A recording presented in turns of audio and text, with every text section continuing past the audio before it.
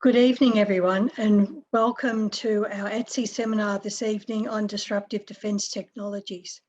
I'd like to begin by acknowledging the traditional owners of the land in which we're meeting today. For me, it's the Wurundjeri people of the Kulin Nation, and I would like to pay my respects to the elders past, present, and emerging.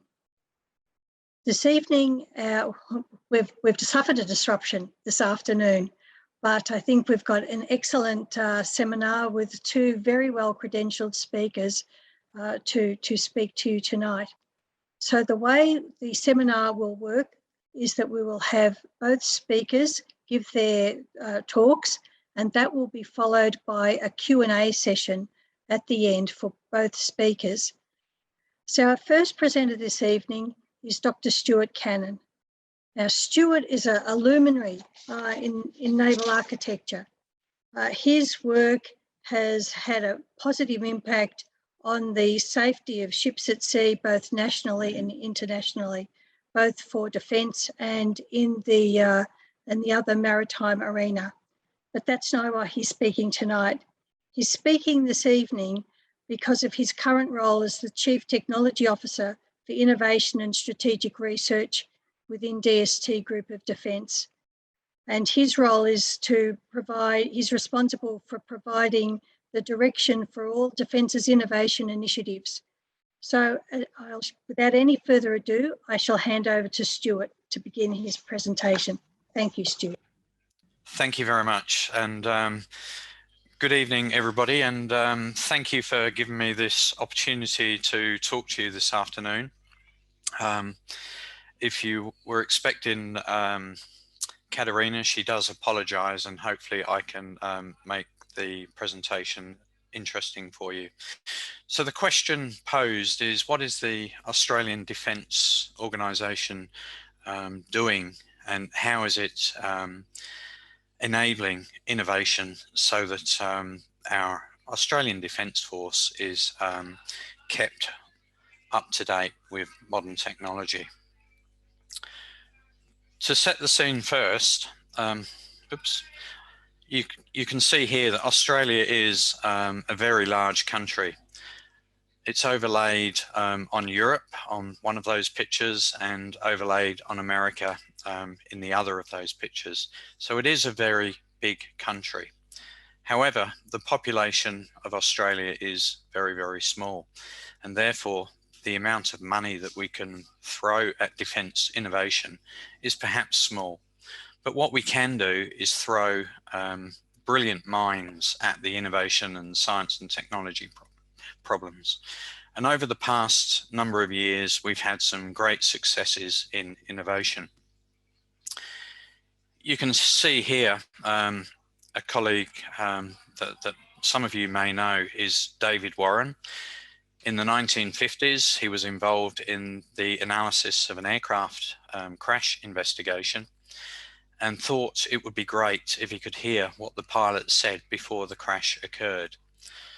So he set about developing the black box flight recorder, which you can see here. And he spent his lunch times and afternoons after work developing this technology and tried to push that technology into the RAAF. They didn't want it at the time, but it's now the first thing that everybody looks for following an aircraft accident. And this is an example of a technology push.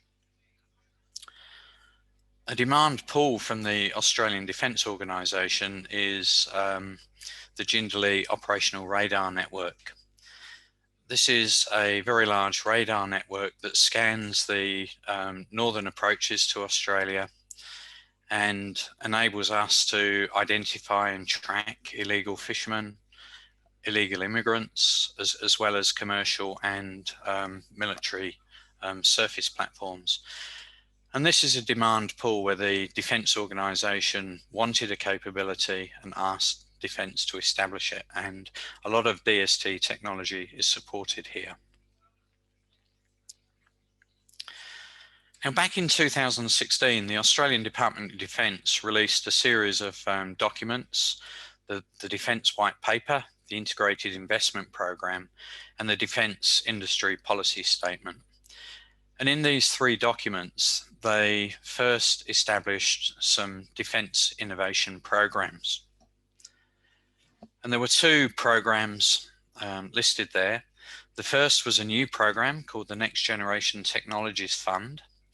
And the idea of this fund was to fund collaborative research programs with universities, academia, small to medium enterprises, as well as the publicly funded research agencies such as CSIRO and ANSTO.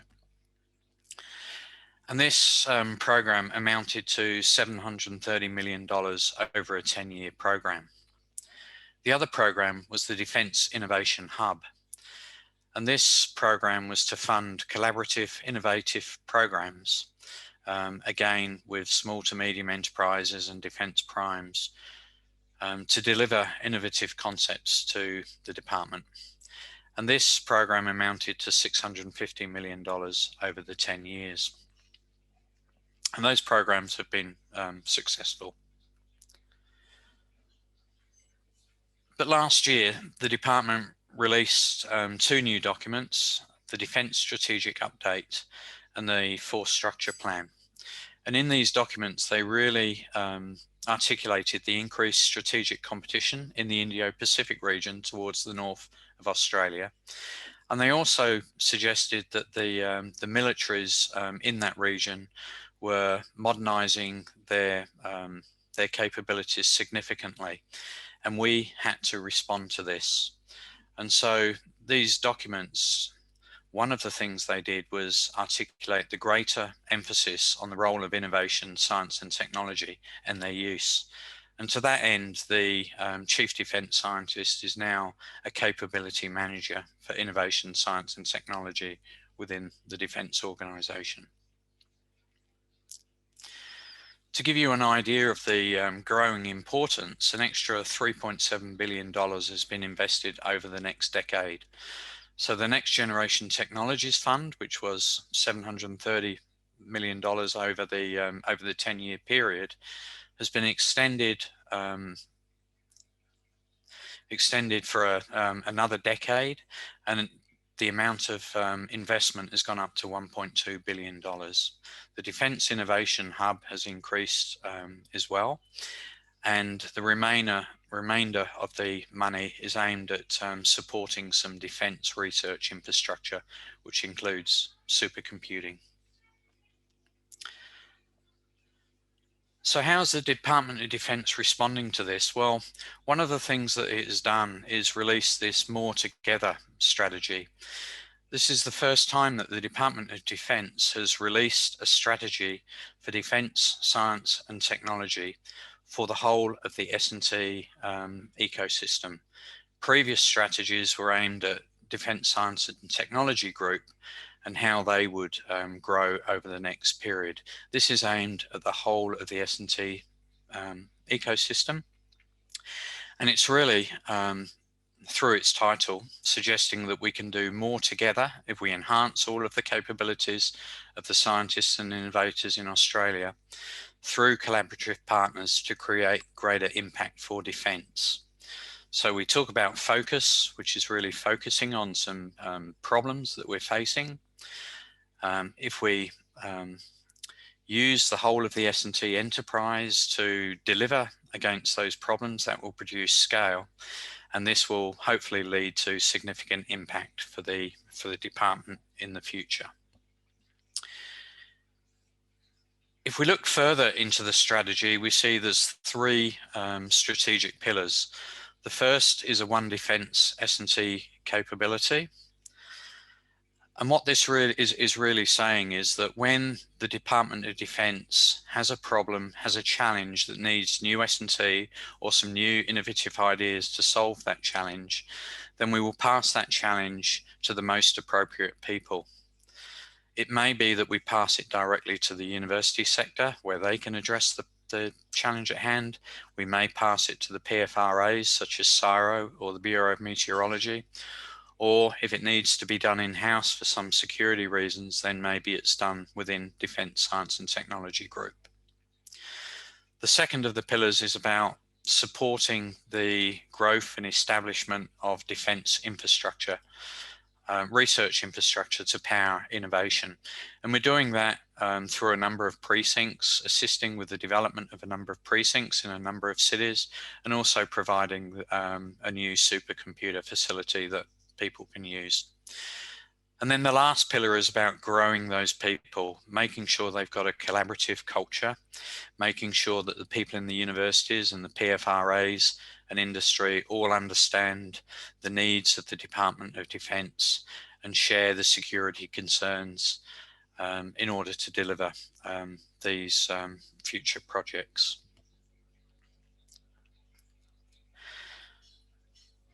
So how do we ensure that we've got the right players? The first thing that we've done for industry is we've come up with a defence acronym that I'm not particularly proud of, which is the SICPs. These are Sovereign Industry Capability Priorities. And 8 of these have actually delivered an industry plan, and we've got associated implementation plans. And these plans clearly articulate to the industry what we want from them. And you can see there's eight industries: aerospace platform, deep maintenance, advanced signal processing capabilities, testing, evaluation, certification, systems assurance. What the government is doing is we want these industries to develop in Australia and deliver innovation.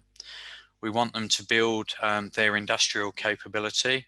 We want them to develop a skilled workforce in this area. And if they're not supplying to the defence organisation at the time, maybe we will support them with R&D contracts, ask them to come up with new innovative ideas, or we'll even encourage them to support defence exports.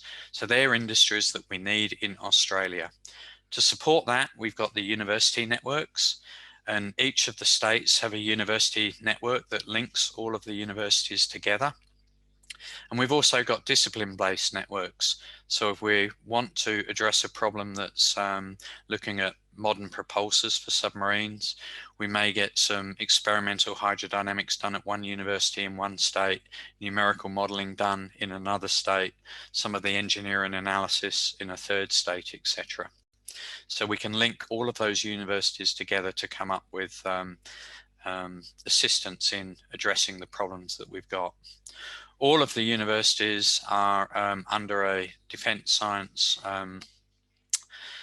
policy agreement. It's the same agreement we have with every university, so that when we want to put out a particular problem, all the contracting and the negotiations have been done. It's just the specifics of the deliverables. And this has really accelerated the time that it takes for universities to deliver to us.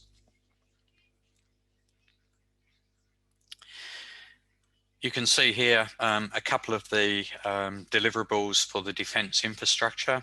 The top left is the Fisherman's Bend precinct, where General Motors Holden have moved out. The University of Melbourne are moving in, and we're working with the Victorian government to establish a modern workplace where collaboration and partnerships can occur, and invest in some facilities that will be common for both the universities and industry and DST to utilise. The Minister's press release there is about a similar precinct aimed at the maritime defence industry in the University of Tasmania at the Australian Maritime College. And the picture below is an artist's image of the High Performance Computer Centre that's being established in Adelaide, that was part of the investment in the recent Defence White Paper. So it's all very well having the right people, the right culture, the collaborative culture. What problems do we want the defence ecosystem to address? And in this defence science and technology strategy, we've articulated 8 star shots. And you can see the 8 star shots listed here. There's agile command and control, quantum assured position navigation and timing, remote undersea surveillance, battle ready platforms, operating in a CBRN environment, disruptive weapon effects, resilient multi-mission space, and information warfare. These are described as extremely large, challenging problems that we want the ecosystem to address. In each of the star shots, we dive down a little deeper into what the problem really is. So, for example, remote undersea surveillance. I might set the challenge that I want to identify all vehicles and movements that are occurring in an area of sea that's 100 kilometers by 100 kilometers down to the seabed. And that may be several thousand of kilometers away from Australia.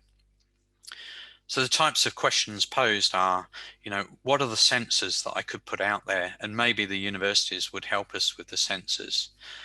How do I power those sensors? Another agency, maybe CSIRO, would look at the energy harvesting and delivery of power to those sensors. The environmental conditions may change the propagation and the sensing capability of the sensors, things like salinity, temperature. The Bureau of Meteorology might be the most appropriate people to come in and to describe to us that environment, and then we can learn about the impact it has on the sensors. So everybody can collaborate and participate in these challenging problems that will help the department at the end of the day. So these are the star shots, and we're moving forward with them. The Next Generation Technologies Fund is still aimed at funding low technology readiness level research in the universities and the PFRAs and industry. The critical themes that we've articulated that came out of the 2016 white paper are still the same, and these are the future technologies that we want a good handle on so that we can support these problems. The universities will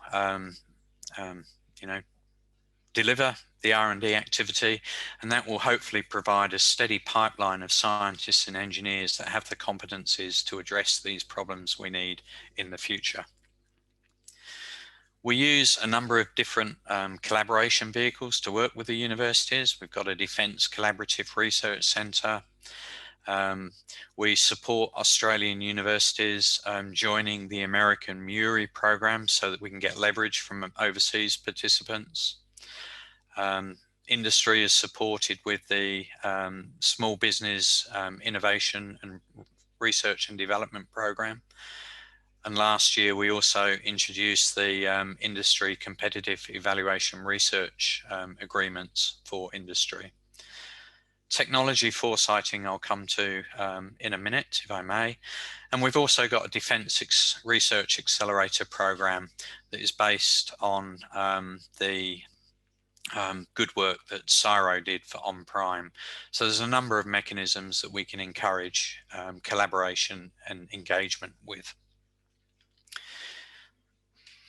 Under the technical foresighting, at the beginning of the Star Shots, we run an Emerging Disruptive Technology Assessment Symposium, where we get the brightest minds in Australia from the military, universities, industry, from DST Group, to think about the innovative technologies that will support this particular Star Shot.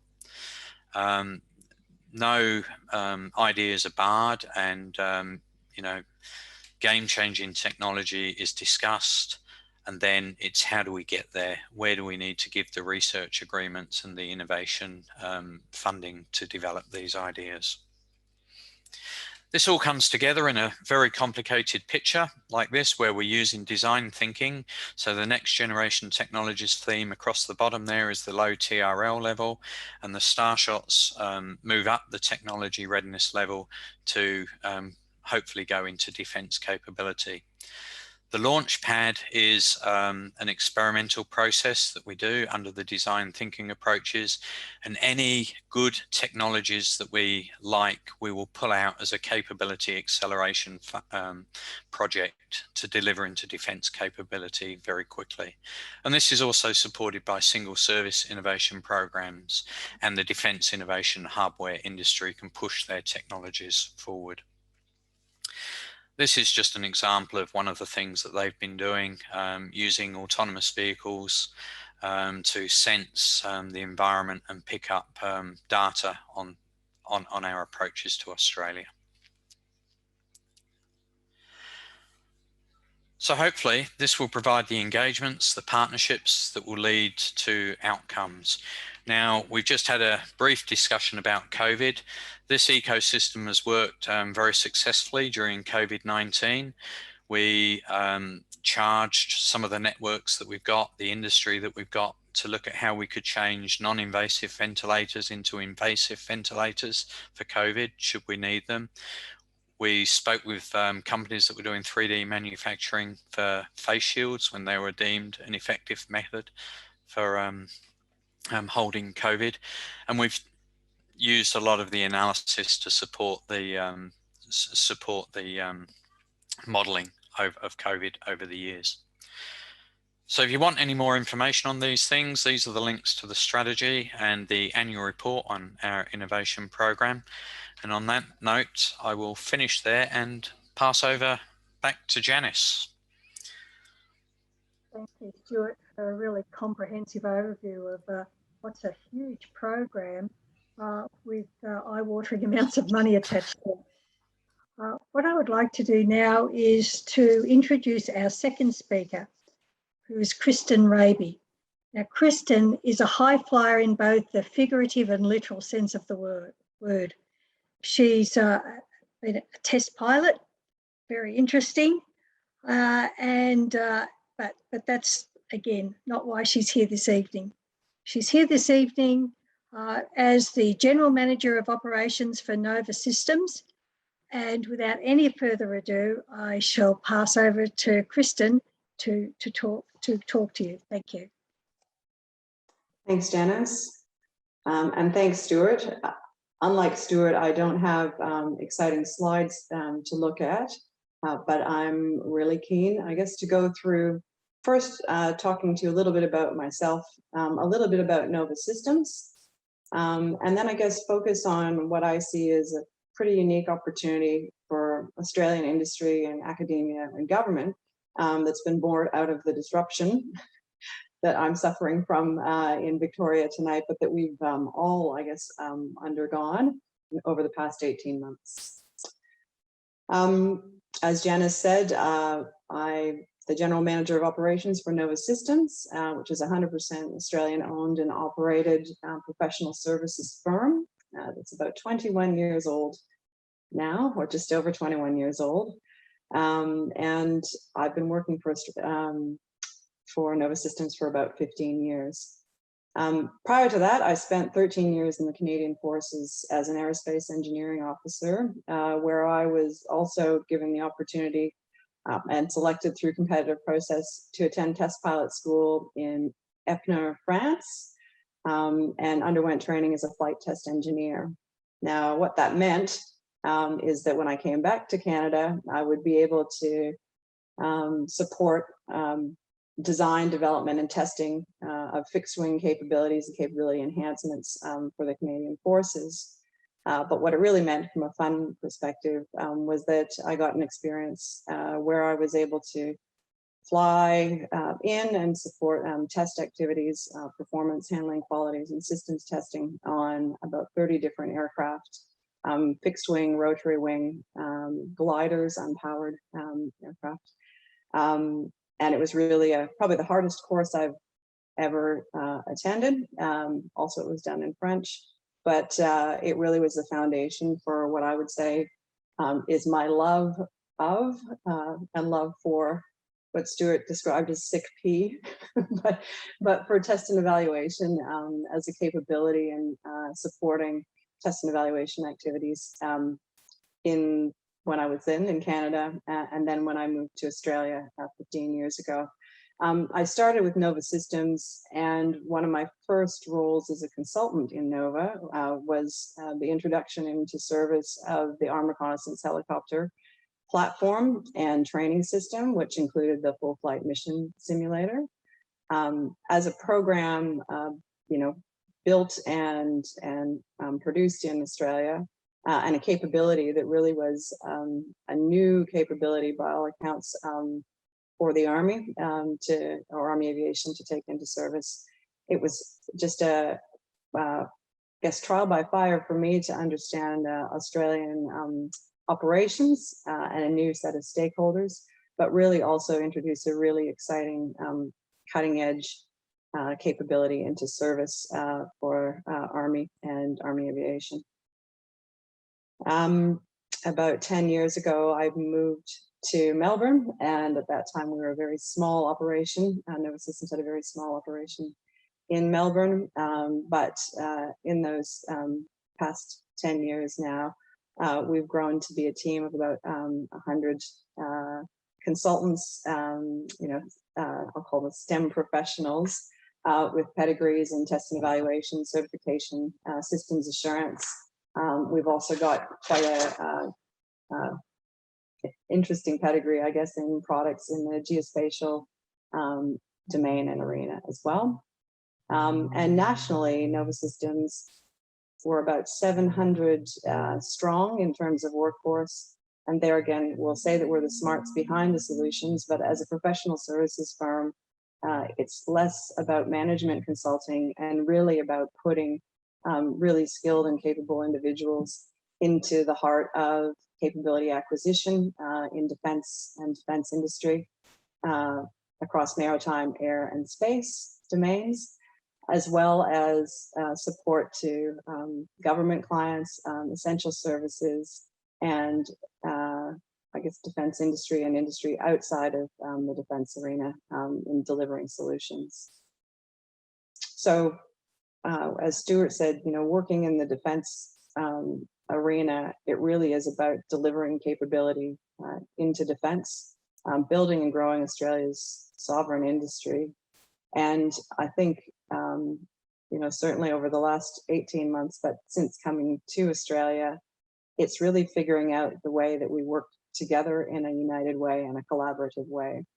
So where our pedigree is in test and evaluation, certification, and systems assurance, we do work in embedded, I guess, geospatial and situational awareness capabilities, and our knowledge of, I guess, national security priorities, as well as the different agencies that operate in that domain to support, domestically, things like essential services and how capability is supporting that.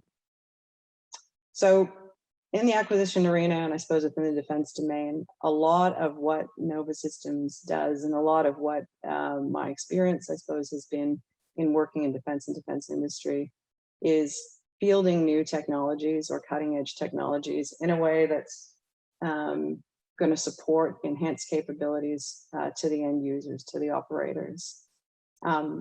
And if I go back to my very first roles when I was doing test and evaluation on F-18s, it was during the Hornet upgrade projects, I can say hand on heart that the CF-18s or the F-18s that were acquired by the Canadian military when they first came into service were very, very different in terms of capabilities to the ones that operated after a bunch of capability enhancements were built in. And that included new radar systems, new helmet-mounted cueing systems, new sensors, and smart stations into all the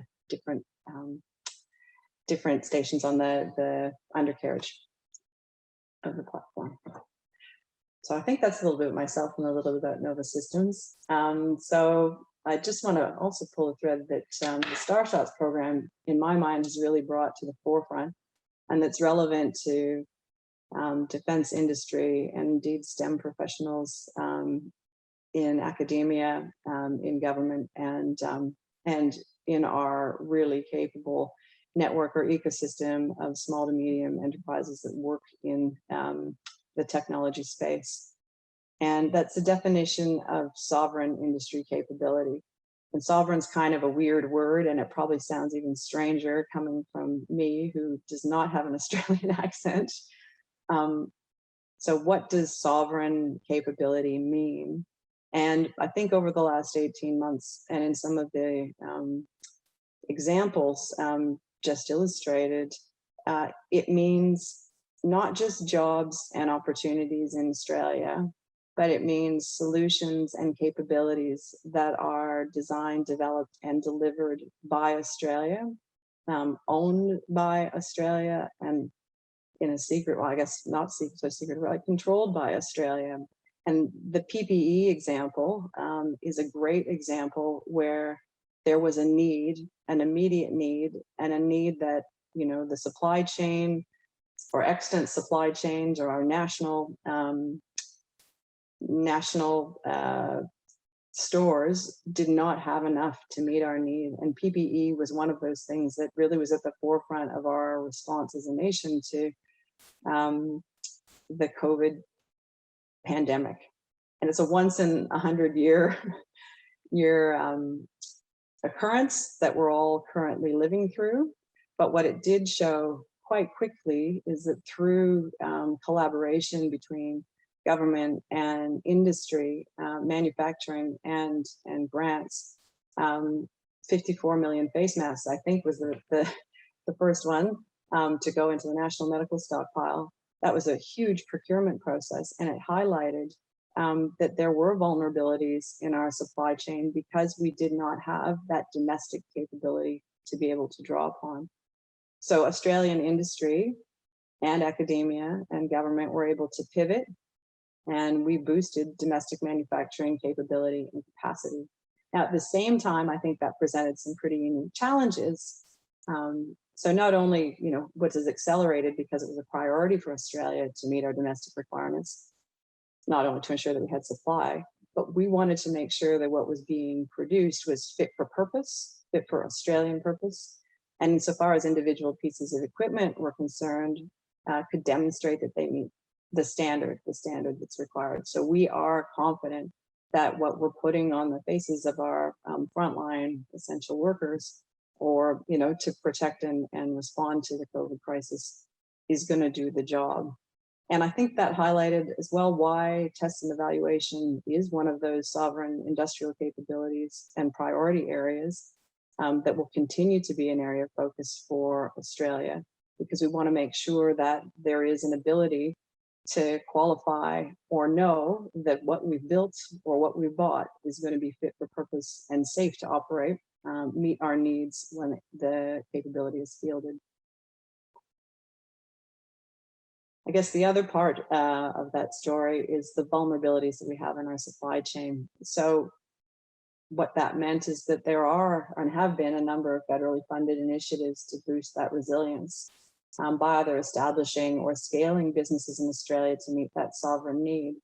And when we look at COVID, the COVID response, and in fact, a lot of the defense projects that are being fielded right now, we see that the technologies that are being used inside the fence or within secure areas are ones that also enable our disaster response or emergency response in the civil sectors as well. So being able to rapidly pivot, understand the need, and government being able to articulate what that need is really allows really focused collaboration and focused development of solutions between defense industry, small to medium enterprises with great solutions, and government who's able to help pull those solutions together to the benefit of, you know, the safety and security of Australia. Moving all of this into defense domain when so many things ground to a halt, and in our discussions prior to pulling together this presentation, I think something that was quickly highlighted to us in Nova Systems, but also in the work that we do in the defense domain, is that Australia proved itself capable to do within defense and defense industry, adapt, persevere, and continue to deliver capabilities. So continue to support test, validation, verification, acquisition projects throughout, some pretty intense periods of lockdown. What that meant is that a lot of the projects that were critical and are critical to domestic and overseas operations did not halt. and that we were able to prioritize and figure out new ways of qualifying and assuring systems that in the end benefit Australia and our commitments both domestically and overseas. We saw in our company, working with defense, that both our workforce and I think it was probably over 300 individuals and companies involved in our Australian subcontractor network, rise to the occasion and continue to support our defense clients. I think in Australia, all professionals that are involved in STEM career paths at the moment, working in defense and security domains, we're in a very unique position in time. And I think that what's been maybe initially taken for granted, but then realized, surprisingly or not surprisingly, depending on where you sit, is that Australia has a highly skilled and capable workforce. We are a very smart and innovative nation. And I think, touching on Stuart's presentation, it means that there is a recognition that we have to invest domestically in Australian solutions. I've seen, a lot more opportunity for young people working in STEM professions, graduates, students to get involved with cutting edge and world leading research and development. And where I think 15 years ago, even to achieve career success in those domains in defense industry or in space, there was almost a necessity that you would move overseas and achieve some successes and perhaps come home to tell the tale in Australia. Now those pathways are really opening up for STEM professionals and graduates so that they can have a successful career, contribute to some really groundbreaking projects in Australia. And that story is Australia's to tell. All of these, achievements and these career pathways are not lofty goals. In my mind, they are completely within reach and very much necessary for us to have what is an enduring sovereign capability in Australia. What this also means is that, supply chain resilience and defense acquisition, we've seen an increased focus in the media, but as well in reality on Australian content, building in Australian solutions to the complex procurements that defense is undertaking. And that doesn't mean workforce, that means capability, that means technology, that means accelerating those things that are critical for us to remain competitive and capable domestically and on a global scale. We want to make solutions and contribute to solutions that are safe for our operators, and something that we can continue to demonstrate how we are fully able to conceive, design, build, and deliver. In terms of opportunities and challenges, so the way I read the world is that where we are really good or have a lot of capability, but also there's a lot of opportunity, is around developing technology tool sets. And what I mean by that is the way that we test and assess systems that are more complex, sometimes more autonomous, and even more integrated than ever before. We need technology solutions for that. So touching on access to common user facilities and pathways that facilitate this really essential collaboration and partnerships is very, very important. It's a challenge, I think, working in defense, understanding what is able to happen inside defense secure networks and defense restricted network, and what can happen outside in the development of solutions.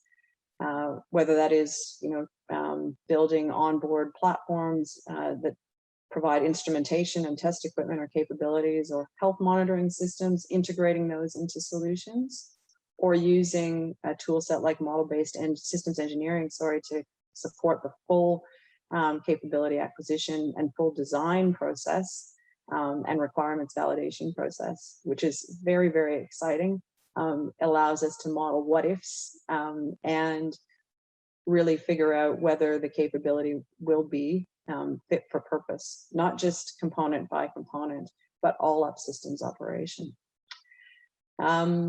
As well, I think, you know, the ability to fuse data and information sets to support decisions and enhance operations, and collaboration between government agencies in response to things like natural disasters and bushfires. We did see how it is necessary for all domestic operations to be able to share that common operating picture and build situational awareness around and make decisions that support safe operation.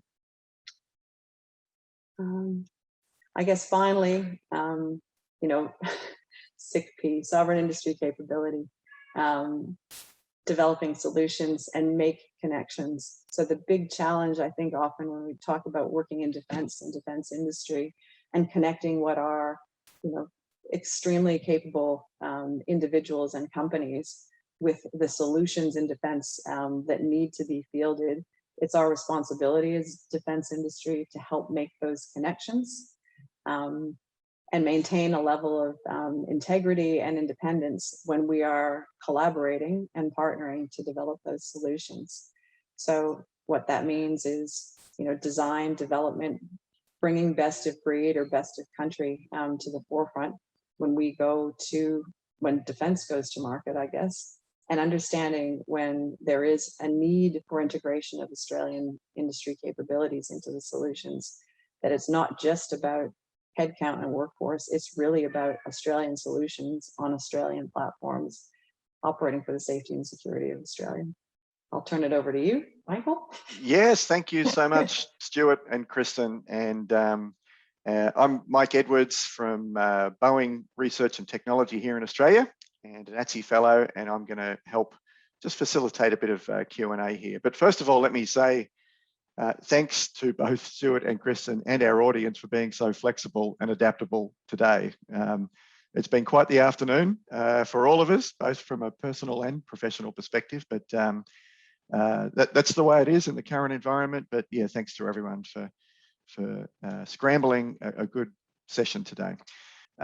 Invite Kristen and Stuart to open their videos and we'll have some follow-up dialogue now. I've got a couple of questions for you, and I can see some already coming through in the chat, but the Q&A box would probably be the one to go to for the audience.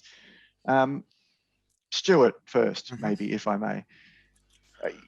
As Janice said, some eye-watering numbers in terms of investment happening across defence at the moment. In fact, even beyond what you were talking about, the Defence Innovation Hub, Next Generation Technology Fund, you know, the Commonwealth's been announcing programs in things like the Modern Manufacturing Initiative, and again, very significant sums. Defence industries is one of the 6 priority sectors there, and a huge focus, as has been discussed, on sovereign Australian industry capability. Give us maybe a bit more specifics, if you can, Stuart. What are some of the examples that spring to mind about maybe what can be achieved now that may not have been achievable in the past, given that focus on Australian industry capability? And of course, you come from the maritime environment, so maybe there's examples of the enormous investment going in there where it springs to mind. Yeah, good question. I mean, there is a significant amount of money that is being put into industrial capabilities to give Australia the leading edge. I think, you know, the best example for me from my maritime background is the investment and the research and development that's gone into a scalable phased array radar technology that CEA have established in Canberra. You know, that business was set up by a couple of ex-Navy officers. They decided that they could do something better than what was available, primarily from the US. That technology was integrated onto one of the ANZAC ships as a technology demonstrator, and then it's gone on to the rest of the platforms. And it is being used as the primary radar system for the future frigate. You know, I don't think we would have been able to do that if we didn't have the smarts and the drives of the people that push that, as well as the investment from the government. To my mind, that is a great example of a new technology that's been established here through this process. Maybe a quick follow-up then, because Mm-hmm. it's, oh, thanks, Stu.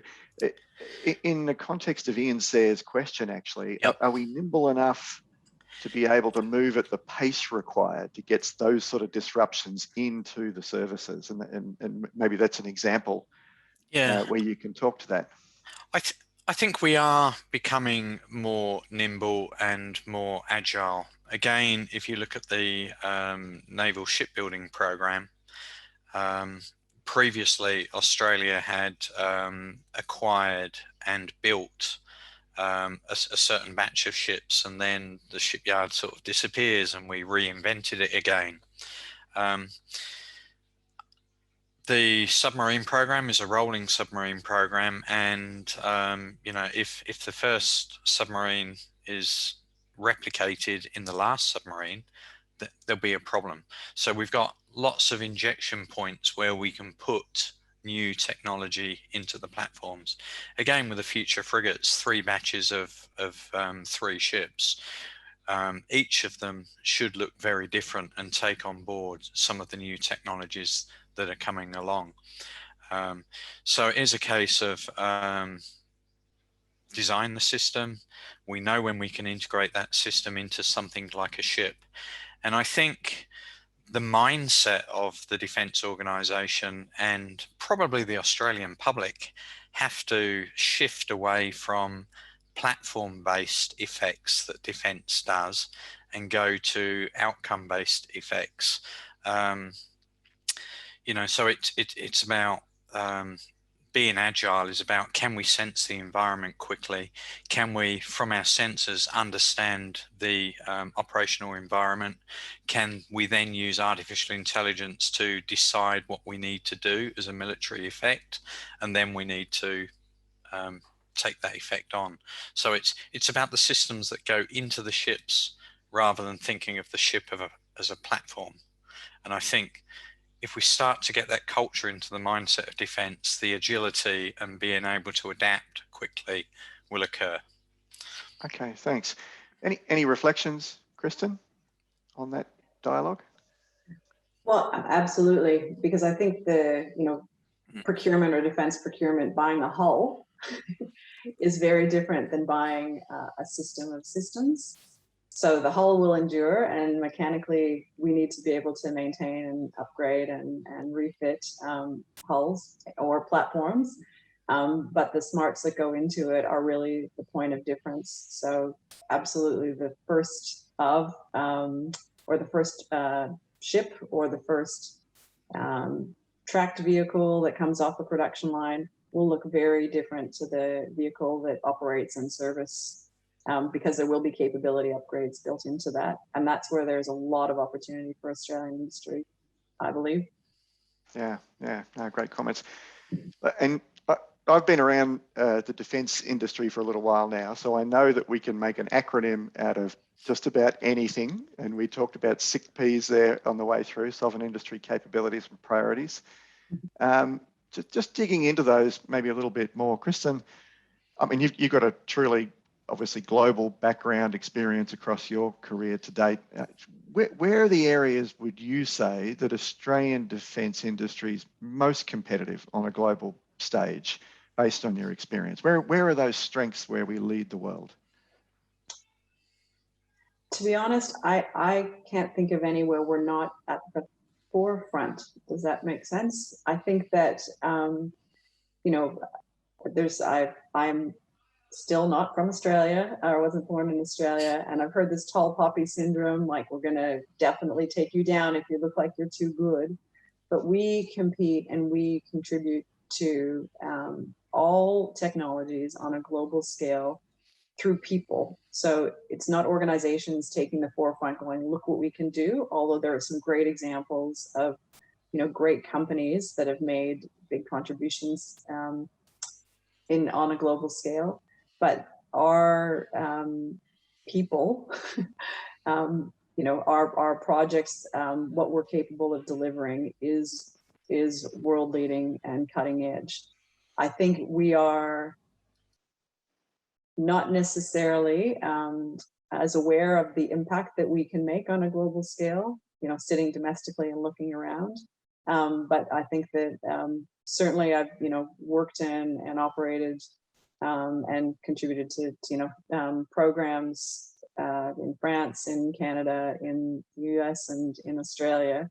And we punch, I don't say we don't go around punching people, but we're really capable and competitive, you know, as good as anywhere else, if not better. Some of the best operators I've worked with have been Australian. Some of the best technologies I've worked with have been fielded by Australians. So, Stuart, what's your comments on that? Where are we strong and doubling down on that strength? Yeah, look, I mean, I agree, Christian, that a lot of the technologies are world leading. We've certainly won some very successful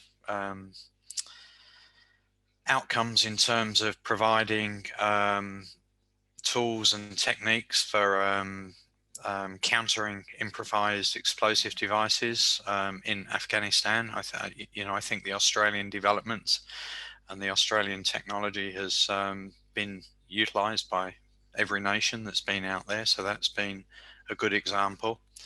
You know, there's moving you know, different types of technology, I suppose. You know, Australia has been very good at the high-speed light craft industry in my domain, and you've only got to look at the US taking on one of those designs for their littoral combat ship.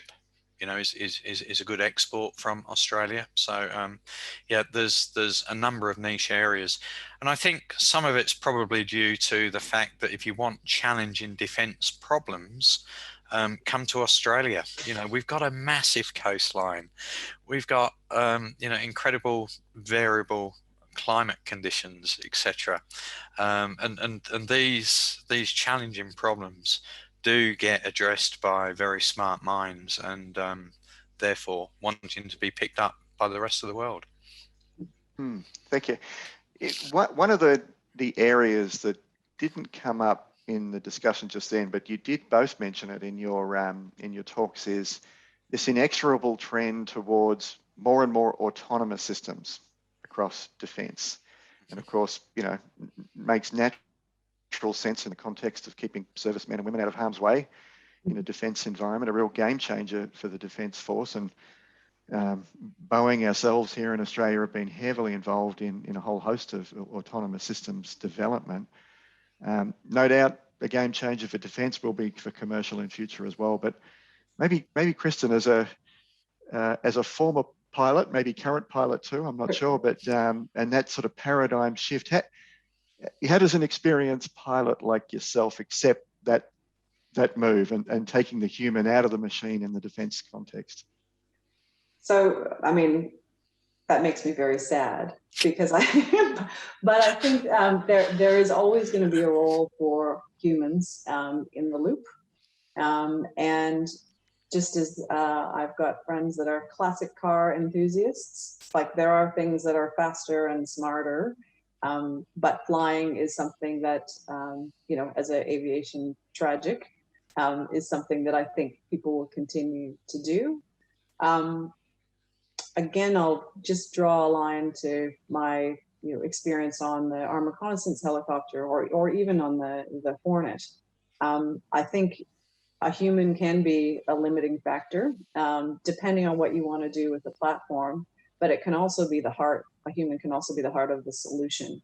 So actually being able to fuse data and allow a human operator to make those choices, or refine the number of options or opportunities that someone who's overflying and looking not with binoculars out the window, but looking and taking in information with a bunch of sensors, helping to prioritize that information, like that is an enhancement for decision-making capabilities. So I think, I look forward to the day where I'm going to get back onto an aircraft and fly overseas. I think most most Australians are probably yearning for that sort of time when travel becomes, you know, the natural thing to do. But in terms of moving to autonomous systems, all of those are enhancements, and in my mind, actually help make operations safer for the humans that are in the loop.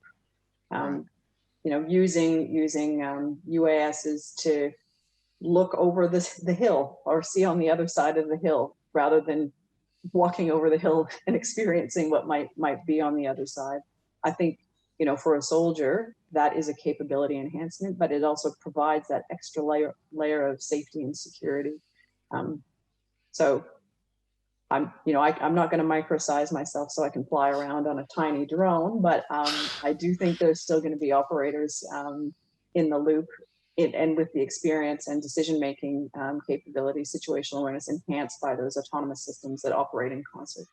Thank you. Thank you. Look, we're coming to the bottom of the hour. I've got one more question. I'm going to draw in one of the chat comments too. And this one, Kristen, you've always been, I know, because I've seen you in action, a great champion for STEM careers development, young female development, particularly in the science and engineering path. What could the defence sector do better, defence industry even, to enhance our STEM outcomes as a nation? That's a big question for a couple of minutes. And the question on the chat is all about, do we take interns in, and do Nova take interns in, for example? Yes, so we do. And I actually think if I could bring in all the expertise and apply those smarts to problems, we would be in an excellent place. So this is, again, an amazing time for engineers, technologists to contribute, because everything is happening in Australia. So how could defense and defense industry do it better, I think, is a question. How could I get more people interested in pursuing STEM careers? It starts as young as possible. Not saying everyone joins the Defence Force. It starts as young as possible, and growing that awareness of career opportunities and what that could look like. Because it's not just, being fit and running around in camouflage things and with camouflage on your face to join the Defence Force. There's really amazing capabilities, really amazing people, and really amazing career pathways for people that are nerds like myself that really want to contribute to that capability acquisition, capability development, and support to frontline. So.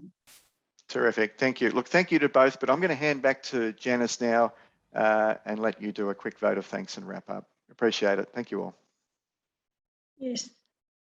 Kristen and Stuart, thank you so much for your presentation this evening. I think it's been a really marvellous overview. So I think that I heard three main things this evening. One is defence opening up its articulation of its needs in the broad, in really comprehensive terms. But on top of that, they've also provided plans on how to address this problem. So opening the aperture to allow opportunities at a much greater level for SMEs and academia to be part of the solution finding. And that's a wonderful thing for the nation.